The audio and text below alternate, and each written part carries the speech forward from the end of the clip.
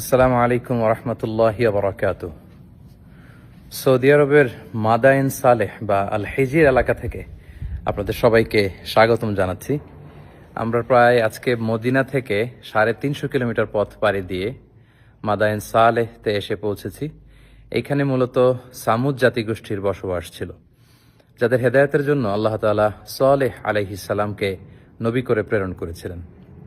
এবং সামুদ জাতির বৈশিষ্ট্য ছিল তারা পাথর বেষ্টিত এলাকায় তাদের জনপদ ছিল এবং পাথরকে খোদাই করে, পাথরের মধ্যে শিল্পকর্ম করে, খোদাই করে, ডিজাইন করে তারা পাথরের ভেতরে তাদের বসবাস স্থাপন করেছিল। এবং সালেহ আলাইহিস সালাম যখন সামুদ জাতিগোষ্ঠীকে এক আল্লাহর দাওয়াত দেন, তখন সামুদ গোষ্ঠী নবুয়তির প্রমাণ হিসেবে সালেহ আলাইহিস সালামের কাছে একটি উট দাবি করেছিল যে আপনি যদি পাহাড়ের ভেতর থেকে একটি উট বের করে আনতে পারেন, সেই উট যদি এসে বাচ্চা প্রসব করে এবং দুধ দেয়, সেটা খাওয়ার পরে আমরা বুঝবো যে আপনি নবী। এবং তিনি দোয়া করলেন সাল্লাল্লাহু আলাইহি ওয়াসাল্লাম আল্লাহর কাছে। আল্লাহ তাআলা পাহাড় থেকে একটি 10 মাসের গর্ভধারণী উটকে তিনি বের করে আনলেন। কিন্তু সাল্লাল্লাহু আলাইহি ওয়াসাল্লামের উম্মত সামুদ জাতি এটা দেখেও তারা বিশ্বাস করলো না এবং উটটিকে হত্যা করলো কিছুদিন পরে। এবং তাদের এই ধৃষ্টতার জবাব হিসেবে, শাস্তি হিসেবে আল্লাহ তাআলা জিবরিল আলাইহিস সালামকে পাঠালেন।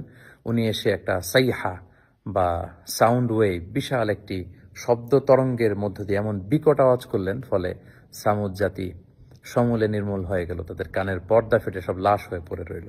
এবং সালেহ আলাইহিস সালাম পরবর্তীতে মুমিনদেরকে নিয়ে মক্কাতুল মুকাররমাতে চলে গেলেন। প্রিয় সুধী, এই হিজির এলাকাতে যদি আপনারা আসেন, বা যেটাকে মাদায়েনে সালেহ বলা হয়, এখানে বিশাল বিশাল পাহাড় দেখা যাবে, কিভাবে পাহাড় খোদাই করে তারা তাদের বসতি নির্মাণ করেছিল, কিভাবে তারা এখানে ছিল।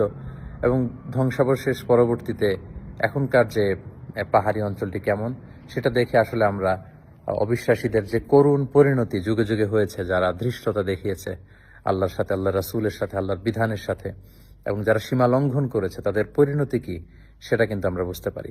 এবং তাদের এই পৃথিবী থেকে বিদায় নেয়ার পরে কেমন রয়ে গেল ইতিহাসের চিহ্ন হয়ে এই মাদায়েনে সালেহ বা হিজর এলাকাটি, সেটি পরিদর্শনের জন্য আমরা এসেছি। আল্লাহ তাআলা কোরআনে বলেছেন, ফানদুরু কাইফা কানা আকিবাতুল মুকাজ্জিবিন, তোমরা পৃথিবী ঘুরে বেড়াও এবং অবিশ্বাসীদের সাথে আল্লাহ তাআলা যারা মিথ্যা প্রতিপন্ন করেছে আল্লাহর বিধানকে, আল্লাহর আইনকে, তাদের সাথে আমি কি আচরণ করেছি সেটা তোমরা ঘুরে দেখো এবং সেখান থেকে তোমরা শিক্ষা নাও।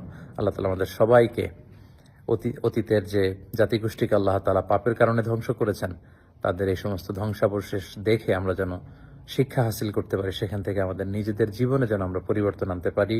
আল্লাহ তাআলা আমাদের সবাইকে সেই ব্যাপারগুলো বোঝার এবং আমল করার তৌফিক দান করুক। সৌদি আরবের মাদায়েনে সালেহ এলাকা থেকে বিদায় নিচ্ছি। আসসালামু আলাইকুম ওয়া রাহমাতুল্লাহি ওয়া বারাকাতুহু।